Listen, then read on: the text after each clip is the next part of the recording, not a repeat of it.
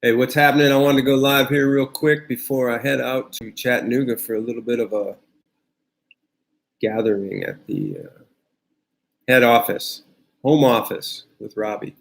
Where's that street? Anyway, so 37 days, I guess. Yesterday on the podcast, by the way, I'm Mike with the Crushing Iron podcast. If you want to check that out, it's on iTunes, Stitcher, Spotify, iHeartRadio, all those places. And yesterday on the podcast, Robbie mentioned that we can say we're 1 month away from Ironman, Wisconsin. Basically, yeah, we're in August and it's September 8th. So time is starting to fly.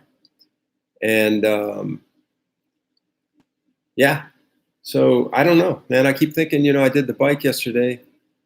And again, it's so hot. I keep telling people that this is the time to really concentrate on hydration. I found that out because we went to Ohio for Ohio 70.3 over the weekend, did a lot of driving, did a lot of coffee, did a lot of this, a lot of that. And I was absolutely wiped out on Monday, really focusing on the hydration again. And it kind of rebounded me. So I'm sort of back, but I can never, it's really interesting. I think that I tend to push the bike a little too hard in general. And yesterday I went off to the airport to run my laps, but I was interspersing laps there's a hill that goes down into the park, and I would ride a couple laps and then ride up the hill and then back down. And I kept alternating that method.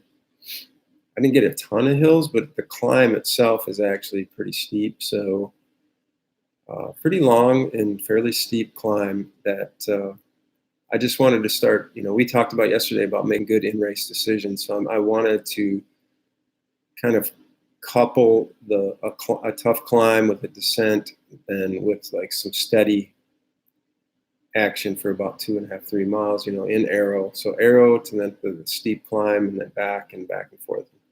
So the kind of things I'm working with. I did about 2.5 hours of that yesterday. It was super hot, of course. And something about cycling really gets me. I always talk about that, but cycling is the most underrated energy zapper, I believe.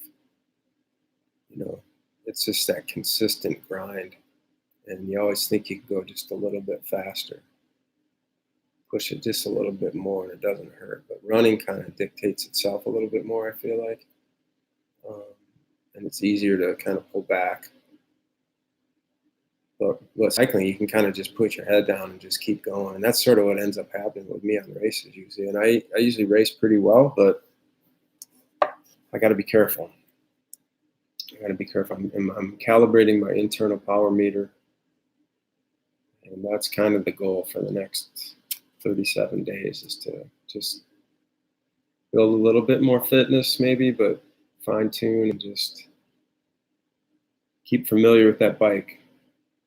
Got a couple big rides scheduled ahead of me, big weekends. There's a 5-hour Saturday and a 4-hour Sunday coming up in a couple weeks. And I'm dreading that one. I probably will do it though, because I'm just this saddle time thing is a big deal for me. So in the past I haven't, so it's about being comfortable out there and being patient and staying in your groove, but being able to sustain the 6-hour ride and hopefully pace it in a way that I can come in finishing strong. I mean, that's like one of my biggest goals, is that the stick part of the course at Wisconsin is about 18 or 20 miles or whatever. And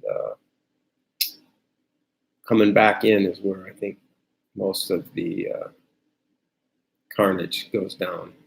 The last 18 to 20 miles coming back in against that wind. And it's just my goal to kind of hit that section with something left, and not be completely wiped out. Because if you get there, you get in and off the bike without being completely blown out by that ride, you got a good shot. Because there's a lot of energy on that course for the run. A lot of people out there cheering. There are definitely some dead spots, but there's not a lot. So you always have a little bit of energy around you, which I like. Anyway, we're heading to Chattanooga. I'm going to do a lot of running this weekend, hopefully, and a lot of other sort of planning for Crushing Iron, the C26 triathlon. Again, I'm Mike with the Crushing Iron podcast. Please feel free to check that out. We've had a record month, and we really appreciate you guys. You can get a hold of me, crushingiron@gmail.com, if you have anything you want to talk about regarding Wisconsin or any other races you got coming up. I've done Louisville and Chattanooga. This will be my third time at Wisconsin and 7th Ironman in a row. And I was talking to somebody about that last night. I was like, man, it's just as painful as it can be. Sometimes I feel like it just keeps me on the right course. So I'm not really sure what to say about it. It does feel like it's a lot sometimes, the Ironman grind, and go after it. I mean, I kind of always do that, but in the past I haven't. I was quick to take off a day here and there, ride short, and go in a little bit undertrained. And I'm still, like we always talk about, it's preferable to be a little bit undertrained than overtrained. So I'm still keeping an eye on that, but I'm definitely trying to get in a little bit more mileage. I'm trying to race, trying to do what I can to actually go see what I can do. Basically, I know that I've left some stuff on the table in the past, and I don't want to leave. I'm trying not to leave something on the table, but it's tough. I mean, it's a fine line between going too much and too far, and sometimes that's why it takes time. I think that's why you rarely see anybody just get into Ironman. Sometimes somebody with backgrounds in running or swimming or cycling or something has a really good race out of the gate.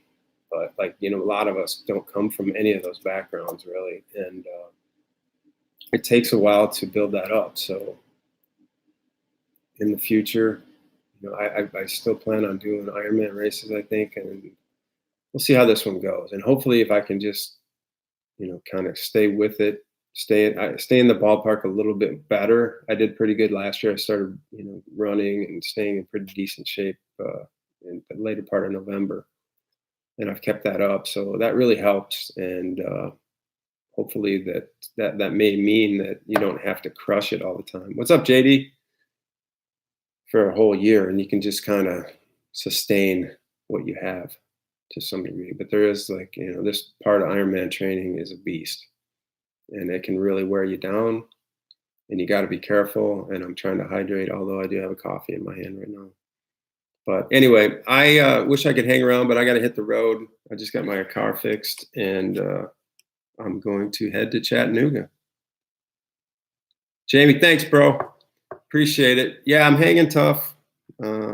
Just trying to take care of myself. Yes. At this point in the game, it sucks. It definitely does, man. It's brutal. And we went to Ohio last weekend. This weekend, I'm going to Chattanooga. So, and then the following week, there's Maddie. And then the following weekend, we have camp. And that, I got to say, camp is probably one of the biggest grinders that I go through. So I'm just trying to keep it level and not go too far right now. Because as I mentioned in the title, the travel piece is like, I don't know how some of you guys do it with a lot of the traveling for work and stuff like that. I just can't. I can't get out of the car. I mean, it takes me like a day or two to settle in, and then by the time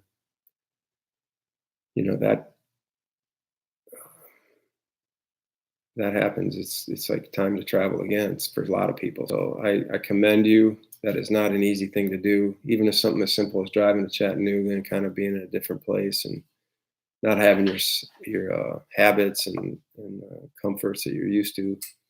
It's weird, but that's why I like to just turn these travel days into like easy runs and just kind of keep the blood moving.